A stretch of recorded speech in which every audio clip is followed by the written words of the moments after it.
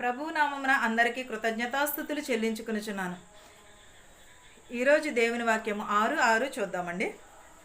నీవు ప్రార్థన చేయనప్పుడు నీ గదిలోకి వెళ్ళి తలుపు వేసి రహస్యమందున్న నీ తండ్రికి ప్రార్థన చేయుము.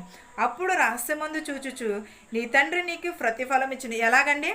మనము ప్రార్థన చేయించినప్పుడు ఎలా ప్రార్థన చేయాలి? రహస్యమందు చూచుచున్న మన తండ్రికి కనబడే రీతిగా చేయాలి. మనము తలుపులు వేసుకుని చేయాలి. మన ప్రార్థన యందు నిలకడ కలిగి ఉండాలి. ప్రార్థన యందు నిజాయితీ కలిగి ఉండాలి. ప్రార్థన యందు మనం నమ్మకం. మనం ప్రార్థన చేసినప్పుడు దేవుడు ఏదైతే అడుగుచున్నామో అది పొందుచున్నామని మనం నమ్మి ఉండాలి. మన నమ్మకమును కలిగి ఉండాలి. ప్రార్థనలో మనకి శక్తి. ప్రార్థన రోజు కూడా లేచిన వెంటనే ప్రార్థన చేసుకోవాలి. ప్రార్థన చేసుకుని ప్రతిరోజును కూడా ప్రారంభించాలి. ప్రార్థన ముగిసినప్పుడు, మనం తినినప్పుడు, మనం త్రాగుచినప్పుడు, మనం నడిచినప్పుడు కూడా ప్రతి ఒక్కరూ కూడా ప్రార్థనతోటే రోజును ప్రారంభించాలి. ప్రార్థనే మనకి ఆయుధము.